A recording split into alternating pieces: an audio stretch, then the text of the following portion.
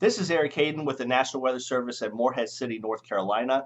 This is your forecast update for Saturday morning for Hurricane Isaias. Not a lot of change with the forecast track overnight from the Hurricane Center. It's been very, very consistent. So our confidence is high that this storm will come up near and along the coastline and make impacts across our area. It's going to all come down to the track, however. With this track near the Florida coastline, if it tracks a little to the west, interacts more with land, it would be a weaker storm. If it tracks a little bit more over the water's very, very warm, it would have the chance to re-strengthen into a hurricane. So something that we're watching very, very carefully. In addition, the exact track is going to determine everything. Who sees the most storm surge? Where's the tornado risk? Things like that. Where's the highest wind threat? So please continue to check back for updates. We are confident we'll see impacts, still some fine details to work out. As far as the threat levels, based on the track right now, our biggest threats are from wind, tornadoes, and rip currents.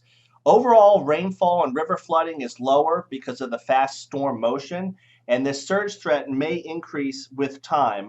We just have to get more into the specifics as we get closer. Please help us spread this message. We've already seen dangerous surf conditions at our area beaches. We've got new folks coming into town. High risk for rip currents continues into early next week. Please help us get out this message of the dangerous surf. This is the earliest reasonable time that tropical storm force winds would arrive. Sometime Monday evening is the earliest it could arrive. So if you complete your hurricane plans by this time, you will be okay. This is a reasonable worst case scenario. The most likely time to arrive is sometime late Monday evening or early Tuesday morning. This is when we think the peak of the strong winds will move across our area. As far as rainfall goes, still pretty much the same, 2 to 4 inches.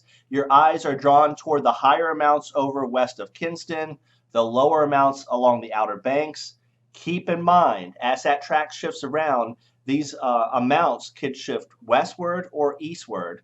The one thing I do want to point out, with that fast storm motion, we don't expect a long duration or major flood event across our area, certainly like what we saw with Matthew or Florence. With that said, if you get some localized high amounts of rain, we could have some issues where those heavy rain bands set up. As far as wind speeds go, this is where the core of the strongest winds may go, especially based on the current forecast track right now. This is where we could have some of the stronger winds, at least tropical storm force, and we could have some gusts to hurricane force. So don't rule that out. Not a lot of difference between a strong tropical storm and a low-end Category 1 hurricane. So please keep that in mind, that we could have some power outages and down trees. Please check back for updates. We're all over social media. Just search NWS Morehead City. We're on YouTube, Twitter, and Facebook.